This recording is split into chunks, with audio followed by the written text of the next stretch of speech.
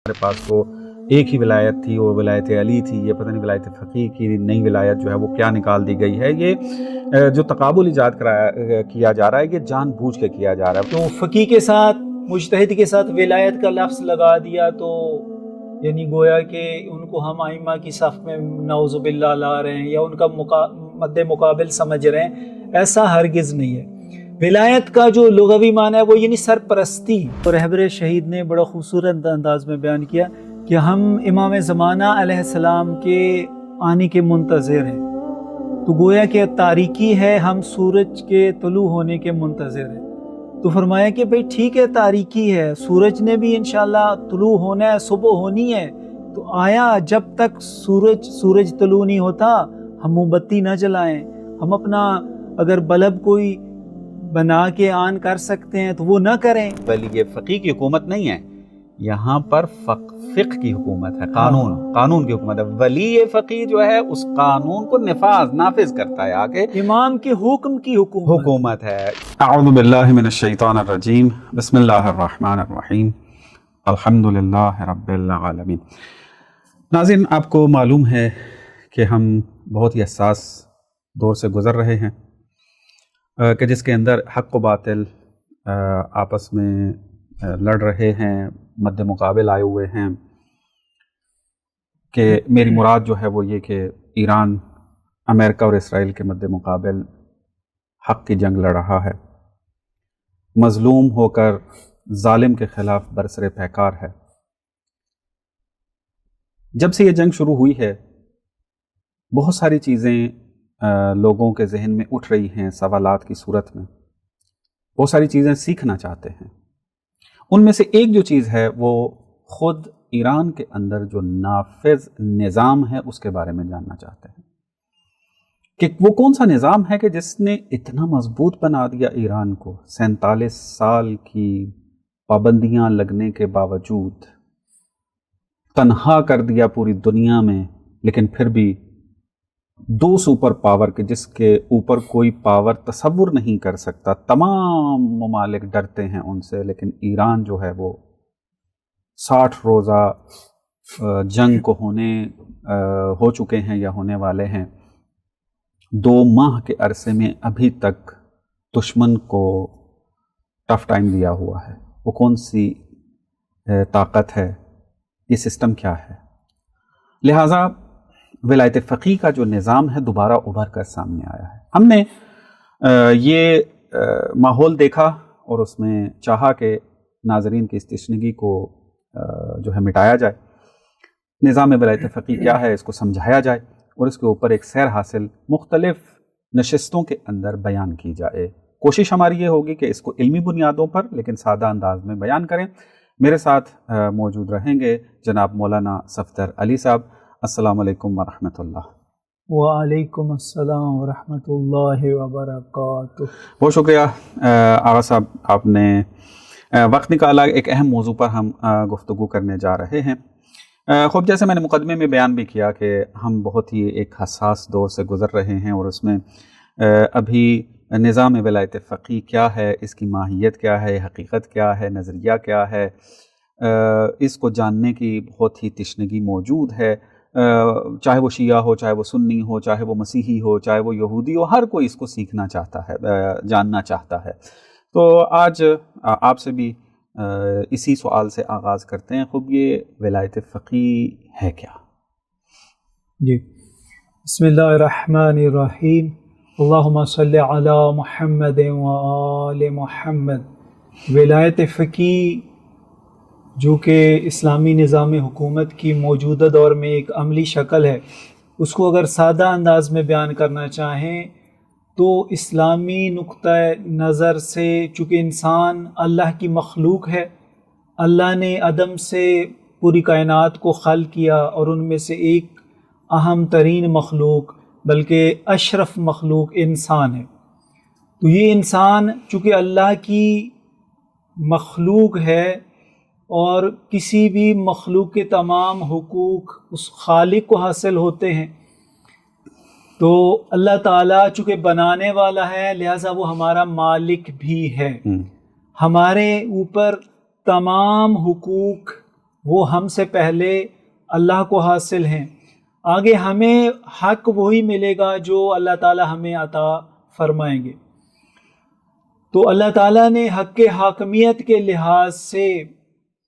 وہ تو بذات ولی تھا، یعنی سرپرست تھا، تمام حقوق اسے حاصل تھے از جملہ حق حاکمیت. تو اللہ تعالیٰ چونکہ بے مثل و بے مثال ہے، اس نے آ کر تو معاشرے کا انتظام نہیں سنبھالنا تھا، تو اس نے اپنے نمائندوں کے ذریعے یہ کام کرنا تھا. اس کے لیے انبیاء علیہم السلام بھیجے، اور مکتب اہل بیت کے مطابق انبیاء علیہم السلام کے بعد ائمہ طاہرین علیہم السلام کا سلسلہ ہے کہ 12 ائمہ ہیں. اور ابھی 12ویں امام امت کی کوتاہی کی وجہ سے، امت کی کمزوری کی وجہ سے، امت کا اپنے امام کا ساتھ نہ دینے کی وجہ سے، بلکہ امت نے اتنی کمزوری دکھائی کہ حتیٰ اپنے امام کی جان کی حفاظت کے قابل بھی نہ رہی، تو امام پردہ غیبت میں چلے گئے. اب جب امام پردہ غیبت میں چلے گئے ہیں تو بھی حق حاکمیت انسان پر تو اللہ کو حاصل ہے، اور اللہ نے وہ نبی کو دیا، نبی کے بعد امام کو دیا. تو اب جب کہ امام پردہ غیبت میں ہیں تو انسانوں پر حکومت کا حق آیا ہر یزید، فرعون، ٹرمپ اور باقی جو مسلم دنیا کے بعض عیاش حکمران ہیں، آیا ان کو حق حاکمیت حاصل ہے، ان کو سیاسی ولایت یعنی سیاسی نگرانی اور گارڈین شپ حاصل ہے، یا امام سے مشابہ ترین فرد جو امام سے علم لیتا ہوا، جو امام کے مکتب کا سب سے بہتر جاننے والا اور اس کو نافذ کرنے کی صلاحیت رکھتا ہو، یعنی فقیہ عادل، تو آیا اس کو یہ حق حاکمیت حاصل ہے، یا جو آئے وہ بیٹھ جائے اسی کی حکومت جائز ہے؟ تو ہمارا نظریہ یہ ہے کہ جب امام علیہ السلام پردہ غیبت میں ہیں، یعنی جب سورج نہیں ہے، رات کا ٹائم ہے، تو اسی سورج سے جن ہستیوں نے، وہ افراد جنہوں نے روشنائی لی ہے، روشنی لی ہے، وہ ایک دیا کی مانند ہے کہ یہ روشنی بھی اسی سورج سے ملی ہوئی ہے. یعنی کہ ائمہ کے بیان کردہ احکام، اجتماعی معاشرے کے جو احکام ائمہ نے بیان کیے اور جو قرآن پاک میں بیان کیے ہیں، وہ نائب امام جو کہ ایک فقیہ ہوتا ہے، عادل ہوتا ہے، اس میں باقی خصوصیات ہوتی ہیں، وہ سیاسی لحاظ سے معاشرے کا حکمران ہے، اسے حق حاکمیت ہے. اسے ہی ہم ولایت فقیہ کہتے ہیں. ولایت فقیہ کہتے ہیں. یعنی آپ کے اگر ہم اس کو تھوڑا اس اعتبار سے بھی دیکھیں تو ولایت فقیہ ایک عقیدے کی طرح نہیں ہے کہ ہم نے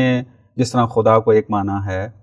جس طرح ہم نے نبوت میں پیغمبر کی نبوت کو خاتم مانا ہے، تو ایک خالص عقیدے کی طرح ولایت فقیہ بھی ہو، بلکہ ولایت فقیہ جو ہے ایک معاشرتی اور سماجی منصب ہے کہ جو اس کے اوپر بیٹھے گا اس نے اس معاشرے کی بھاگ دوڑ اور سرپرستی کو جو ہے وہ سنبھالنا ہے. یعنی ایک پولیٹیکل سسٹم ہے ولایت فقیہ. جس طرح کے ہمارے پاس دوسرے پولیٹیکل سسٹم موجود ہیں، جیسے آپ لبرل ڈیموکریسی دیکھ لیں، جیسے بادشاہیت دیکھ لیں، ڈکٹیٹرشپ دیکھ لیں، اور اس طرح کے جو مختلف نظام جو ہے وہ سامنے آئے ہیں. ہم جو ہیں وہ قرآن و سنت کی روشنی میں ولایت فقیہ کو ایک پولیٹیکل سسٹم کے طور پر پیش کرتے ہیں کہ اس کے اوپر ہمارے پاس مبانی فلسفی بھی موجود ہیں اور دینی مبانی بھی اس کے اندر جو موجود ہیں ہمارے پاس. البتہ یہ عرض کرنا ہوگا کہ ایسا پولیٹیکل سسٹم ہے جو اپنی مشروعیت اور لیجیٹیمیسی خداوند متعال سے بالکل ایسے ہی امام کے ذریعے جی اس کے اوپر تو تفصیل سے ہم بات کریں گے جب ہم اس کے دلائل اور ان کی چیز کی طرف آئیں گے. ابھی مفہوم ہمارے لیے کلیئر ہو گیا کہ ہم ولایت فقیہ سے کیا مراد لیتے ہیں. پولیٹیکل سسٹم مراد لیتے ہیں. ایک فقیہ جو ہے ایک سیاسی سرپرست کے طور پر جو ہے وہ معاشرے کی جو ہے بھاگ دوڑ اپنے ہاتھ میں لیتا ہے اور اس معاشرے کی مدیریت اور اس کی مینجمنٹ کا سلسلہ جو ہے وہ آگے بڑھتا ہے. میں سمجھتا ہوں کہ ابھی تھوڑا سا مزید ہم اسی ولایت فقیہ کے کلمے پر رکتے ہیں تاکہ ہمارے چونکہ جو شیعہ حضرات ہیں وہ تو شاید جلدی سمجھ جائیں، لیکن غیر شیعہ افراد جو دیکھ رہے ہوں گے ہمارے اس پروگرام کو، ان کو سمجھانے کے لیے آپ دیکھ لیں کہ یہاں پر دو قسم کے ورڈ استعمال ہوئے ہیں. ایک ہے ولایت اور ایک ہے فقیہ. تو جب ولایت کا لفظ استعمال ہو رہا ہے فقیہ کے ساتھ تو اب سوال اٹھتا ہے کہ ولایت کس معنی میں ہے اور فقیہ سے مراد آپ کی کیا ہے. تو اس کو الگ الگ کر کے اگر ہم دیکھتے ہیں تو پھر اس کو ملا کر وہی تعریف ہوگی جو آپ نے ذکر کی ہے کہ تھوڑی مزید وضاحت ہو جائے گی اس کی. جی اس میں ولایت دیکھیں بعض چیزیں منطقی اصطلاح میں بعض چیزیں ہوتی ہیں مشکک، بعض ہوتی ہیں متواتی. متواتی یعنی جس کے افراد اور مصادیق ایک جیسے ہوں، مشکک جس کے مراتب بے شمار ہوں. روشنی کی مثال رہیں تو روشنی ایک مشکک چیز ہے، سورج کی بھی روشنی ہے،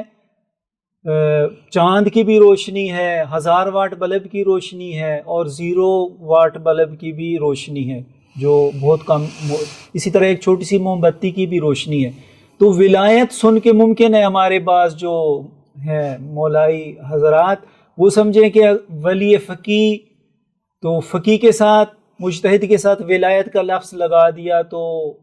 یعنی گویا کہ ان کو ہم ائمہ کی صف میں نعوذ باللہ لا رہے ہیں یا ان کا مد مقابل سمجھ رہے ہیں. ایسا ہرگز نہیں ہے. ولایت کا جو لغوی معنی ہے وہ یعنی سرپرستی، اور بذات تمام کائنات کا ولی اللہ تعالیٰ ہے، اور اللہ تعالیٰ کے عطا کرنے سے ولایت کا ایک اعلیٰ ترین درجہ انبیاء کو ملا ہے اور ائمہ علیہم السلام کو ملا ہے کہ ائمہ کا اور پیغمبر اعظم صلی اللہ علیہ وسلم کا ولایت کا درجہ کامل ترین درجہ ہے. یعنی سرپرستی، وہ سرپرستی ہمہ جہتی ہے، تکوینی لحاظ سے بھی ہے اور تشریعی لحاظ سے بھی ہے، اور اس میں کسی قسم کی محدودیت نہیں ہے، ان میں عصمت کا جنبہ بھی پایا جاتا ہے. یعنی اگر ہم انبیاء علیہ السلام اور ائمہ علیہ السلام میں جب ولایت کا لفظ استعمال کرتے ہیں تو اس میں تمام کمالات بھی شامل ہیں اور ان کے منصب بھی شامل ہیں. ہاں، بے حساب کمالات. وہاں اللہ تعالیٰ کے کمالات لامحدود ہیں، معصومین علیہ السلام کے کمالات اللہ کی عطا سے ہیں اور بے حساب ہیں. کوئی عقل بشر اس کا حساب ہی نہیں لگا سکتی. لیکن فقیہ کو جب ہم ولی کہتے ہیں تو صرف اس سے مراد یہ ہے کہ معاشرے پر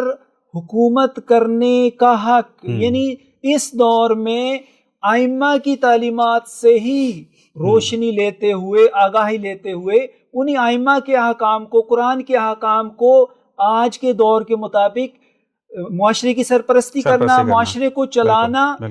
والسلام. اس کے علاوہ کچھ نہیں. نہ یہاں ولایت تکوینی کا ذکر ہے،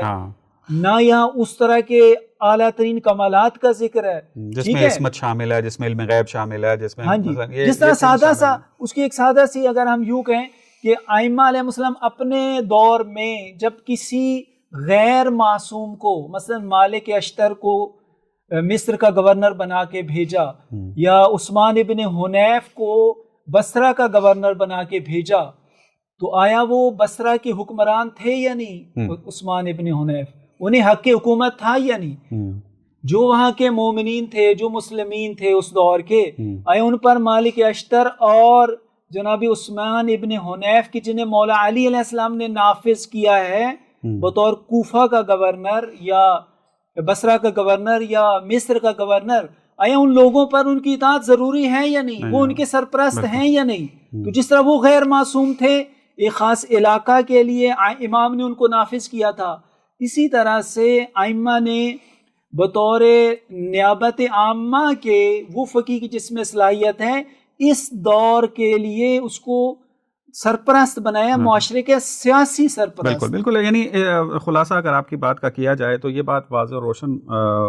ہو جانی چاہیے ہمارے ناظرین کے لیے کہ بعض اوقات یہ جو پراپوگنڈا کیا جاتا ہے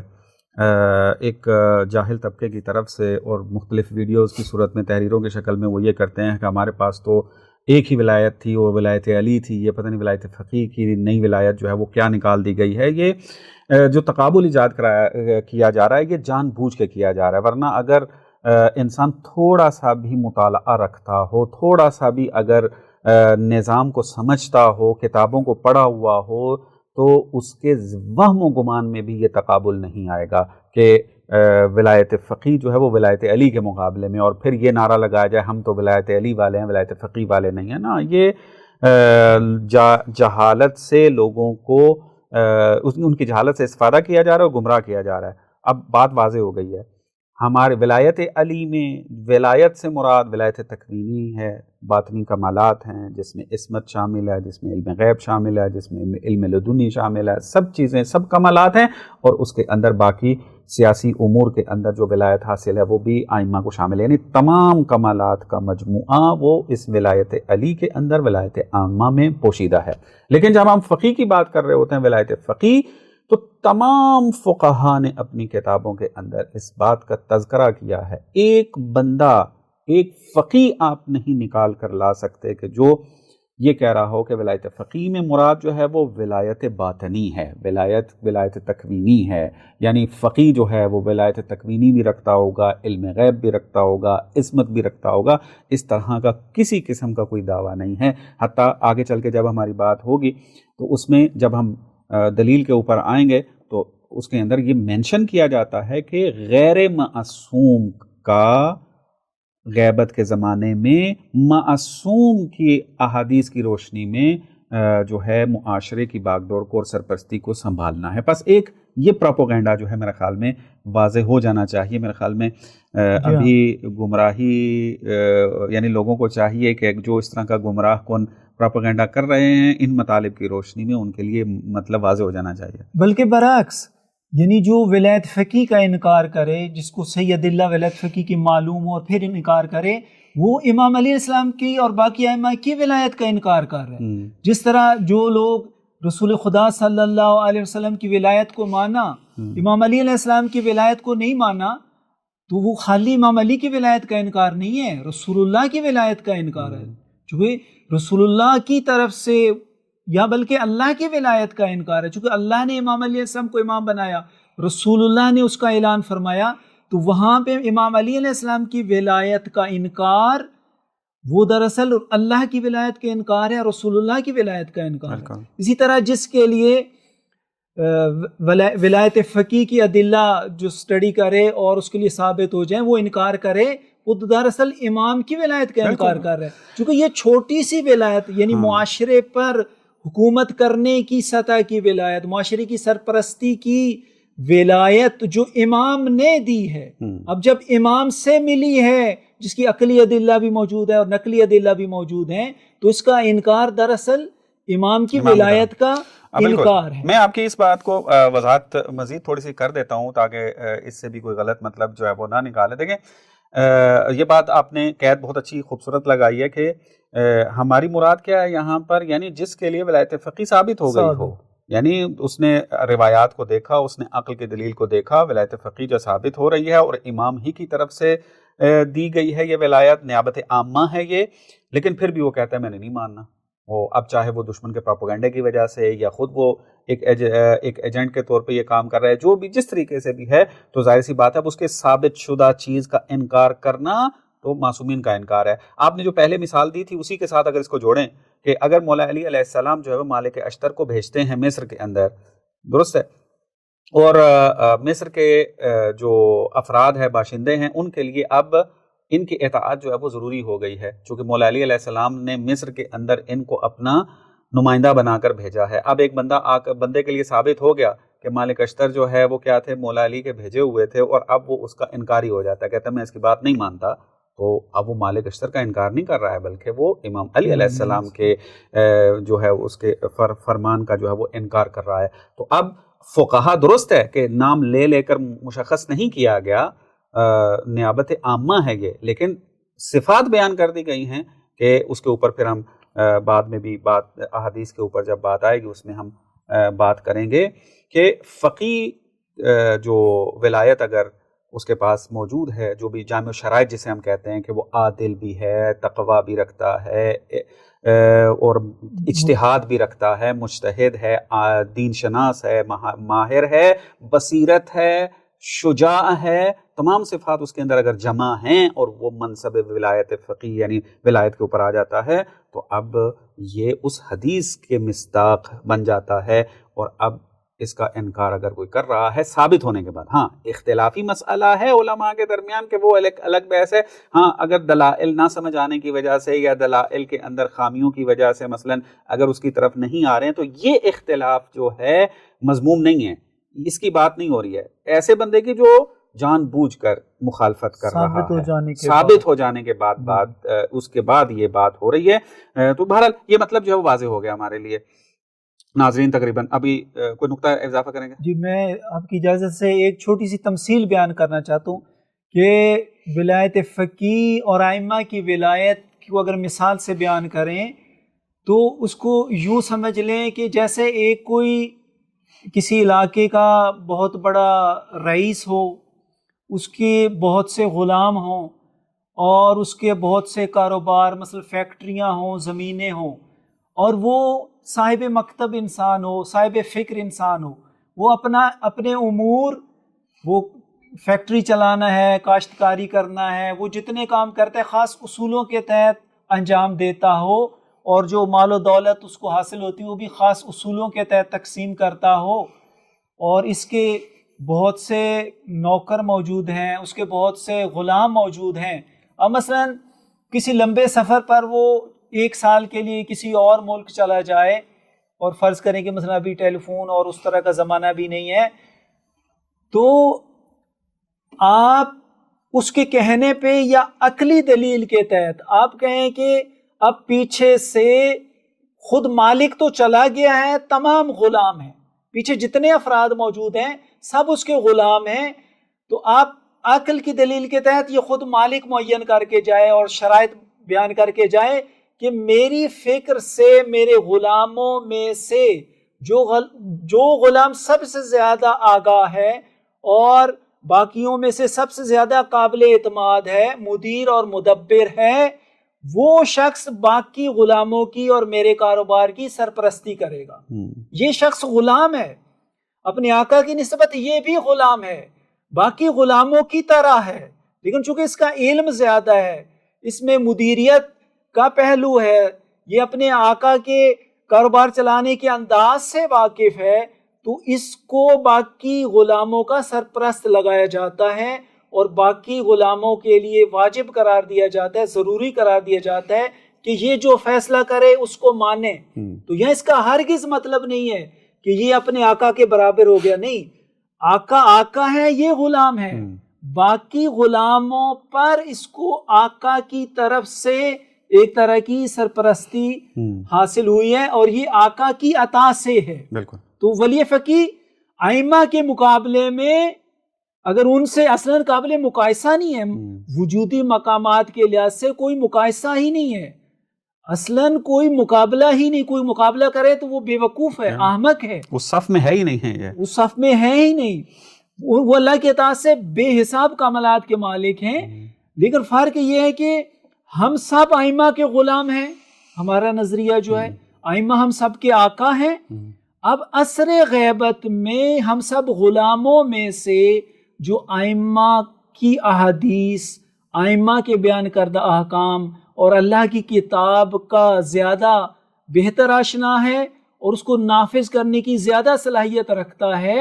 ائمہ کے غلاموں میں سے وہ غلام جو کہ مجتہدین ہیں، صلاحیت رکھنے والے مجتہدین،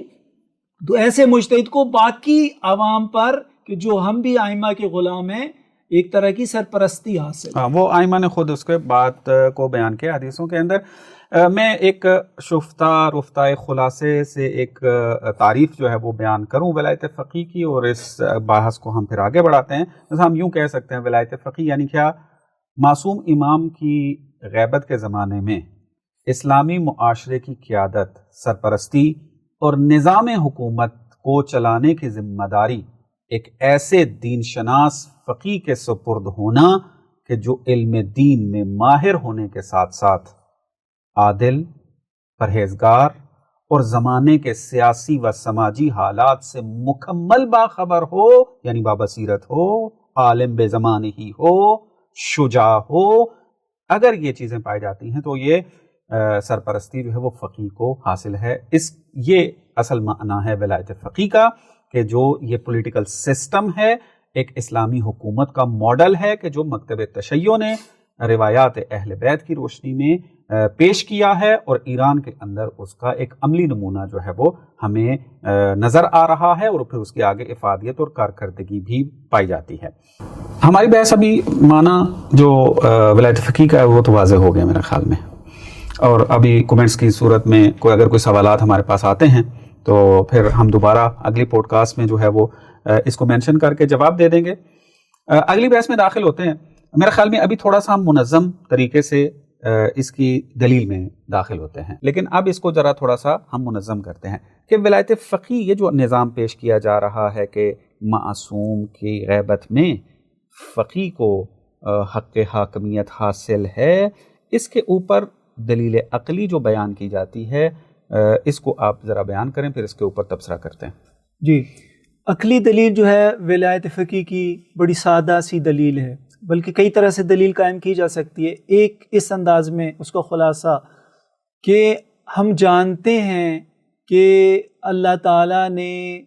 انسان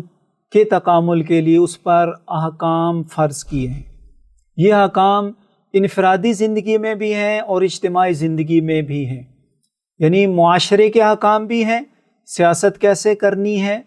اقتصادی نظام کون سا چلانا ہے، جو آپ کی عدلیہ ہے وہ کیسے ہوگی، قوانین کیسے بنیں گے، اس بارے میں بھی قرآن میں بھی تعلیمات ہیں اللہ تعالیٰ کی بے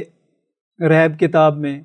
اور اسی طرح سے معصومین علیہم السلام کی احادیث میں بھی بہت سے اجتماعی احکام، معاشرے کے احکام موجود ہیں۔ یہ جو احکام ہیں ان کا فائدہ تبھی ہو سکتا ہے جب یہ نافذ ہوں۔ معاشرے کے انفرادی احکام تو ہر بندے نے اپنی مرضی سے اپنی زندگی میں خود عمل کرنا ہے، عمل کیا تو آخرت میں اس کو اجر ملے گا، جنت ملے گی، اگر عمل نہ کیا تو دیکھا جائے گا کس طرح کا عمل نہیں کیا، اللہ تعالیٰ اس کا حساب کتاب کریں گے آخرت میں۔ لیکن جو معاشرے کے اجتماعی احکام ہیں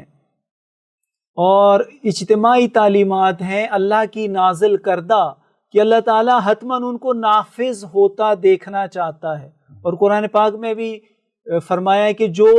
اللہ کے نازل شدہ احکام کے مطابق فیصلہ نہ کرے وہ ظالم ہے، وہ فاسق ہے، وہ کافر ہے۔ تو یہ احکام اللہ ان کو نافذ ہوتا دیکھنا چاہتا ہے، اور ان کا عقلی لحاظ سے بھی ان احکام کا فائدہ معاشرے کو تبھی ہے یہ نافذ ہوں، ورنہ ایک ایسا نسخہ ہے کسی دوائی کا کہ آپ نسخہ تو ڈاکٹر سے لکھوا لیں اور اس کو خالی اس کے پیج کو جیب میں رکھ لیں، تو یہ نسخہ استعمال کرنے سے، وہ دوائی کھانے سے فائدہ دیتا ہے، نسخہ تعویذ نہیں ہے کہ خالی اپنے تعویذ لکھ کے جیب میں ڈال لیا تو اثر ہو۔ تو یہ جو احکام ہے اجتماعی احکام، ان کا فائدہ تبھی ہے یہ معاشرے میں نافذ ہوں، اور نافذ کرنے کے لیے آئیڈیل ہمارے لیے معصومین کی ہستیاں ہیں۔ انبیاء علیہ السلام ہوں وہ نافذ کریں گے اپنے دور میں، اور ائمہ انبیاء علیہ السلام کے بعد ائمہ تحریم علیہ السلام کی ہستیاں ہیں کہ امام علی علیہ السلام سے لے کر امام زمانہ علیہ السلام تاکہ یہ ہستیاں قرآنی تعلیمات اور اجتماعی اسلامی تعلیمات کو نافذ کرنے کے لیے مثالی ترین ہستیاں ہیں۔ لیکن جس طرح پہلے عرض کیا کہ امت کی کوتاہی کی وجہ سے، امت کا ساتھ نہ دینے کی وجہ سے اس وقت ہمارے امام پردہ غیبت میں ہیں۔ اب جب امام پردہ غیبت میں ہیں اور 1000 سال سے بھی زیادہ کا عرصہ گزر چکا ہے، تو وہ احکام آیا ان کی افادیت ہے یا نہیں؟ اور واضح سی بات ہے کہ جس طرح کہ حدیث میں ہے کہ محمد صلی اللہ علیہ وسلم کا حلال قیامت تک حلال ہے، اور آپ صلی اللہ علیہ وسلم کی حرام کی ہوئی چیز قیامت تک کے لیے حرام ہے۔ تو اجتماعی تعلیمات بھی آج بھی وہ نافذ ہوں گی تو معاشرہ ایک اصلاحی معاشرہ، ایک تکامل کی طرف جاتا ہوا معاشرہ بنے گا کہ جس میں افراد کمال تک پہنچیں گے۔ اب جب ہمارے پاس معصوم نہیں ہے احکام اسلامی کو نافذ کرنے کے لیے، تو ہماری عقل یہ فیصلہ کرتی ہے کہ وہ شخص ان احکام کو نافذ کرے جو معصوم سے احکام نافذ کرنے میں مشابہ ترین ہو۔ یعنی کیا؟ یعنی امام کا علم بے حساب علم تھا، لیکن اب باقیوں میں دیکھیں گے کہ ان اجتماعی اسلامی احکام کا سب سے بہتر علم کون رکھتا ہے، اور معصوم کے پاس عصمت تھی، اب عصمت تو ہے نہیں، باقیوں میں دیکھیں گے کہ ان اجتماعی احکام کو نافذ کرنے کے لیے اعلیٰ ترین عدالت اور مدیریت کی شرائط کس میں پائی جاتی ہیں۔ تو عقل کہتی ہے کہ اس دور میں احکام نافذ کرنے کے لیے سب سے بہترین شخص جو ہوگا اسے ہی یہ احکام نافذ کرنے چاہیے، اور وہ ہے واجد الشرائط عادل مجتہد، کہ مجتہد ہونے کے ناطے وہ معصومین علیہ السلام کی تعلیمات، جو اجتماعی تعلیمات ہیں جو معصومین نے ہی ہم تک پہنچائی ہیں قرآن پاک رسول اللہ کے ذریعے سے، اور باقی رسول اللہ کی حدیث اور ائمہ کی حدیث، ان احکام کا جو سب سے زیادہ ماہر ہوگا،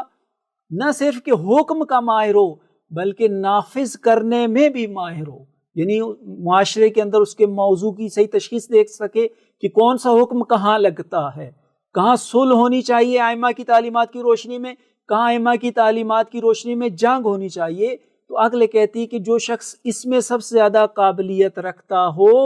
اس کو یہ حق ملنا چاہیے۔ جی جی بالکل۔ میں آپ کی اس بات کو ایک اور طریقے سے تھوڑی وضاحت کرتا ہوں تاکہ ہمارے بعض جوان جو مختلف اعتراضات اپنے ذہن کے اندر رکھتے ہیں اسلامی حکومت کی نسبت، ان کے لیے بھی یہ قابل استفادہ چیز ہو جائے۔ دیکھیں ہم کیا کرتے ہیں، بالکل عقلی بنیادوں کے اوپر چلے آتے ہیں۔ پہلا ہم قدم اٹھاتے ہیں کہ آیا اس معاشرے کو حکومت کی ضرورت ہے یا نہیں ہے، تو آپ کو کوئی بھی بشر میں انسان ایسا نظر نہیں آئے گا جو یہ کہے کہ معاشرے کے اندر حکومت کی ضرورت نہیں ہے، آپ کو نظر نہیں آئے گا۔ وہ کہتا ہے کیوں؟ اس وجہ سے کہ انسان جو ہے اپنی ضروریات پوری کرنے کے لیے جب ایک دوسرے سے استفادہ کرتا ہے تو مفادات کا ٹکراؤ ہوتا ہے، اور جب مفادات کا ٹکراؤ ہوتا ہے تو وہاں پر لڑائی جھگڑے کا امکان ہوتا ہے، معاشرے کے اندر جو ہے وہ افراتفری ایجاد ہو سکتی ہے۔ تو لہٰذا اب قانون کی ضرورت ہے کہ انسان کی ضروریات بھی پوری ہو جائیں اور معاشرے کے اندر بدامنی بھی نہ پھیلے، یعنی اس طریقے سے ضروریات پوری کریں کہ وہ امن کے اندر زندگی گزاریں، کوئی اپنی ضروریات سے محروم بھی نہ ہو اور معاشرہ جو ہے وہ بہترین طریقے سے بھی چلے۔ اور یہ قانون جو ہے وہ حکومت ہی جو ہے وہ حکومت ہی کے ذریعے جو ہے وہ نافذ کیا جائے گا۔ فقط قانون بنانا تو کافی نہیں ہے، مثلا لوگ قانون بنا کے بیٹھ جائیں، مثلا ایک قبیلہ جو ہے اپنے لیے قانون بنا لے لیکن اس کو نافذ نہ کرے، جیسے مثلا پاکستان کے اندر کیا ہے، مطلب پارلیمنٹ کے اندر قانون پاس کر دیا جائے اور پھر بعد میں اس کو نافذ نہ کیا جائے تو کیا کچھ بھی فائدہ نہیں ہوگا اس کا۔ تو نافذ کرنے والا ایک ادارہ ہونا چاہیے جس کو حکومت کہتے ہیں۔ یعنی حکمیت اعلیٰ اللہ تعالیٰ کی ہے، یہ ہمارے آئین میں لکھا ہوا ہے لیکن اس پر عمل نہیں ہوتا، اسی وجہ سے کہ وہ اسلام سے دوری والے پھر پالیسیاں یہ بنا دیتے ہیں۔ بس پہلا قدم ہمارا اٹھتا ہے حکومت کا ہونا ضروری ہے۔ اب اگلے مرحلے میں ہم کیا کہتے ہیں کہ اس حکومت کا اب اسلامی ہونا ضروری ہے۔ کیوں؟ کیونکہ ہم جس معاشرے کی بات کر رہے ہیں وہ معاشرہ اسلامی معاشرہ ہے، اللہ کو خالق مانتا ہے، اللہ کو جو ہے رب مانتا ہے، ٹھیک ہے۔ ہاں یہ ایک الگ بحث ہے کہ ایک بندہ اگر کہے کہ پہلے اللہ کو تو ثابت کرو، ہم ابھی چونکہ ہم اپنے پولیٹیکل سسٹم کی بات کر رہے ہیں، یہ ہمارے ازمپشن ہیں، ہمارے مفروضات ہیں کہ جو فلسفے کے اندر ثابت شدہ ہیں۔ اگر اس کے اندر کوئی ہمارے اوپر سوال اٹھاتا ہے تو ہم کیا کریں گے، اس کو فلسفی مباحث میں لے کر جائیں گے، وہاں اس کے ساتھ ڈسکس کریں گے۔ ابھی ہم اس کو بے عنوان مسلمات لے رہے ہیں کہ دلائل ہم نے جو ہے وہ دے دیے ہیں اور خداوند متعال کی ذات ثابت ہے، خالق ہے، رب ہے، اور اب وہ معاشرے کے لیے اس نے انبیاء بھیجے ہیں ہدایت کے لیے، اور انبیاء نے ہدایت بھی کی ہے، اور ہدایت جو ہے فقط انسان کی فردی پہلو میں تو نہیں ہوتی کہ فقط آ کر بتائیں تم نے نماز کیسے پڑھنی ہے، تم نے روزہ کیسے رکھنا ہے، تم نے اپنی فیملی کے ساتھ کیسا رہنا ہے، فقط یہ احکام نہیں ہوتے، بلکہ خداوند متعال نے جو ہے وہ مالیاتی نظام بیان کیا ہے، جیسے زکوٰۃ ہے، مالیاتی نظام جیسے خمس ہے، مالیاتی نظام جیسے صدقہ ہے، یہ والے احکام بھی بیان کیے ہیں، پھر عدالتی سسٹم بھی بیان کیا ہے، قصاص ہے، حدود ہے، یہ اتنے سارے جو احکامات بیان کیے ہیں، اب ان کو اب یہ قانون ہے قرآن کی شکل میں نازل کر دیا، اب یہ قوانین نافذ بھی تو ہو۔ اگر کوئی بندہ کہے کہ نہیں اسلامی حکومت کی ضرورت نہیں ہے تو اس کا مطلب کیا ہے کہ قرآن میں بیان شدہ قوانین قانون کے طور پر باقی رہیں، ان کو نافذ کرنے کی ضرورت نہیں ہے۔ یہ ایسے ہی ہے جیسے پارلیمنٹ کو بنا دیا جائے کہ تم قانون پاس کرو اور پھر حکومت کہے کہ تم نے پاس تو کر دیا، اپنی ذمہ داری ادا کر دی ہے، اب ہم اس کو نافذ نہیں کریں گے، تو یہ تو حکومت کے خلاف ہے اصلا۔ تو اب یہ یہاں سے اب کیا ہمارا معاشرہ چونکہ اسلامی ہے، خدا کو حاکمیت اعلیٰ جو ہے کے طور پر مانتا ہے، خالق مانتا ہے، رب مانتا ہے، تو اب اس کے ذیل میں پھر جو حکومت بنے گی وہ اللہ ہی کی حاکمیت کو یہاں پر امپلیمنٹ کرنے کے لیے حکومت بنے، اس کو حکومت اسلامی کہتے ہیں۔ نبیوں نے بھی حکومت کی ہے، جیسے سلمان نبی ہیں، جیسے جناب داؤد علیہ السلام کے بھی ایک حد تک جو ہے وہ اس قرآن نے اس کے اوپر تذکرہ باب قضاء کے اندر بھی آپ نے دیکھا، اور اس طریقے سے، اور خاتم النبیین صلی اللہ علیہ وآلہ وسلم نے بھی جو ہے وہ حکومت کی ہے۔ تو اب ہمارے پاس عملی سیرت بھی موجود ہے، حکومت اسلامی موجود ہے۔ اب ہماری یہاں پر بحث ہوتی ہے، اب دیکھیں یہاں تک ہم نے حکومت کی ضرورت کو ثابت کیا، اس کے اسلامی ہونے کو جو ہے وہ ثابت کیا کہ کس طریقے سے وہ اسلامی ہے۔ تو اس اسلامی حکومت کا ایک ماڈل نبوت کی شکل میں ہے، ایک ماڈل اس کا امامت کی شکل میں کہ اسی کا تسلسل ہے، اور جب معصوم نہیں ہے تو اب پھر کیا ہے وہ ولایت فقیہ کی صورت میں ہے کہ جو ہم نے ابھی تک جو ہے وہ ڈسکشن کی ہے، اور یہاں تک جو ہے وہ اسلامی حکومت کی ضرورت بھی ثابت ہو جاتی ہے، اور اس کا ماڈل ولایت فقیہ کی صورت میں بھی جو ہے وہ ثابت ہو جاتا ہے۔ ہاں جی، جسی کو یعنی اسی بات کو رہبر شہید نے بڑا خوبصورت انداز میں بیان کیا کہ ہم امام زمانہ علیہ السلام کے آنے کے منتظر ہیں، تو گویا کہ تاریکی ہے، ہم سورج کے طلوع ہونے کے منتظر ہیں۔ تو فرمایا کہ بھئی ٹھیک ہے، تاریکی ہے، سورج نے بھی انشاءاللہ طلوع ہونا ہے، صبح ہونی ہے، تو آیا جب تک سورج طلوع نہیں ہوتا ہم موم بتی نہ جلائیں، ہم اپنا اگر بلب کوئی بنا کے آن کر سکتے ہیں تو وہ نہ کریں؟ تو عقل کہتے کہ نہیں، اگر صبح کے آپ انتظار میں ہیں تو آپ کو اپنی موم بتی ہے تو وہ جلائیں، اگر بجلی کا چھوٹا موٹا سسٹم ہے، جو چھوٹا موٹا بلب آپ جلا سکتے ہیں، تو آپ کو جس حد تک ہو سکتا ہے اس تاریکی سے نکلنا چاہیے۔ یعنی یہ والی بات، بلکہ انتظار کا فلسفہ کہ ہم امام کا انتظار کر رہے ہیں، یعنی کیا؟ یعنی یہ کہ معاشرے کو آمادہ کر رہے ہیں۔ تو اگر ہم ائمہ کی تعلیمات کو کسی دنیا کے خطے میں نافذ کر پائیں تو اس اسلامی حکومت کے سائے میں، جو کہ ایک محدود اسلامی حکومت ہے امام کے دور کے مقابلے میں، تو ہم ظہور کے لیے زمینہ فراہم کرنا، گراؤنڈ فراہم کرنا بہتر انداز میں کر سکتے ہیں۔ بالکل بالکل، یعنی ہم جتنا ہو سکے اتنا تو ذمہ داری ہم نے ادا کرنی ہے۔ 100% تو ہم نہیں کر سکتے، معصوم علیہ السلام کریں گے آ کر، لیکن یہ ہے کہ جتنا ہم کر سکتے ہیں وہ تو ہماری ذمہ داری ہے، اور عقلی ذمہ داری ہے۔ ہاں، یا جیسے اسلام کلن اسلام تخت اور تخت یا تختہ کا قائل نہیں ہے، اسلام مراتب کو نیچے لاتا ہے۔ جیسے نماز ہے، جو صحیح ہے، سالم ہے، کھڑا ہو کے نماز پڑھے گا،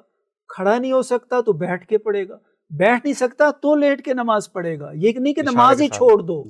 تو اعلیٰ ترین حکومت معصوم علیہ السلام کی ہے۔ اب جب معصوم سے ہمارا ہاتھ کوتا ہے، معصوم تک ہمارا ہاتھ نہیں پہنچ پا رہا، ہماری امت اپنی امت کی کوتاہی کی وجہ سے، تو انہی معصومین کی روشنی کی ایک کرن جو کہ فقاہت کی شکل میں ہے، اور اصل ولی فقیہ جب ہم کہتے ہیں تو کسی شخص کی ذاتی حکومت نہیں ہے، اصل میں اس میں جو فقاہت کا جنبہ اور پہلو ہے اور عدالت جو اس میں پائی جاتی ہے، اصل میں اس کی حکومت ہے۔ بالکل بالکل، یہ والی بات ہم بعد میں کرتے ہیں آ کے، جب ہم ڈسکس کریں گے کہ آیا ولایت فقیہ کا نظام ڈکٹیٹرشپ ہے یا نہیں، تو وہاں پر یہ بحث ڈسکس ہوگی کہ یہاں ولی فقیہ کی حکومت نہیں ہے، یہاں پر فقہ کی حکومت ہے، قانون کی حکومت ہے۔ ولی فقیہ جو ہے اس قانون کو نافذ کرتا ہے، آگے امام کے حکم کی حکومت ہے، جس کی وجہ سے آپ دیکھیں جوادی عاملی صاحب نے اپنی کتاب لکھی ہے کیا، ولایت فقاہت، ولایت فقاہت و عدالت۔ ہاں، فقاہت و عدالت، یعنی ولایت فقاہت کو حاصل ہے، قانون کو حاصل ہے، جو کہ اللہ کی طرف سے انبیاء و معصومین پھر اس کو اجرا کرتے ہیں۔ پھر یہ بہرحال موضوع بہت زیادہ رہتے ہیں، ابھی میرے خیال میں ہم زیادہ لمبا نہ ہو، اپنی بحث کو یہیں پر ختم کرتے ہیں۔ بہت ساری بحثیں ہیں ابھی کرنے والی، کہ ابھی ہم نے یہ دیکھنا ہے کہ ولایت فقیہ کا جو نظریہ ہے، اس کی مخالفت میں ایک نظریہ پیش کیا جاتا ہے کہ ہمارے پاس روایات موجود ہیں کہ جب تک امام غائب ظہور نہیں کر لیتے تو جو بھی پرچم اٹھے گا وہ طاغوت کا ہے۔ تو اب وہ کہتے ہیں کہ آپ لوگوں نے جو حکومت قائم کی ہے وہ حکومت تو پھر طاغوت کی ہو گئی، چونکہ روایات کے اندر موجود ہے، اور متعدد روایات موجود ہیں لہٰذا آپ کی ایکٹیویٹی ساری طاغوت کے ذیل میں جائے گی. تو اس کے اوپر بڑا مدلل جواب کی ضرورت ہے، جو کہ آج سوشل میڈیا کے اوپر بڑے مناظرے کی صورت میں بھی اور اپنی ویڈیوز کی شکل میں بھی بڑے آب و تاب کے ساتھ اس کو بیان کیا جا رہا ہے ولایت فقیہ کے مقابلے میں. انشاءاللہ اگلی نشست میں ہم بعض جو ولایت فقیہ سے مربوط سوالات ہیں اس کی طرف جو ہے وہ جائیں گے. اگر مزید وضاحت کی ضرورت ہوئی اور ہمارے کومنٹس، ناظرین کے کومنٹس سے اگر کوئی مزید اس پوڈ کاسٹ کے حوالے سے، مطالب کے حوالے سے سوالات آئیں گے تو اس کے جوابات بھی ہم انشاءاللہ دیں گے. ناظرین سے پھر ہم اجازت چاہتے ہیں. انشاءاللہ جلد ہی ایک دوسری نشست کے ساتھ آپ کی خدمت میں حاضر ہوں گے. تب تک کے لیے اجازت دیجیے. والسلام علیکم ورحمۃ اللہ وبرکاتہ.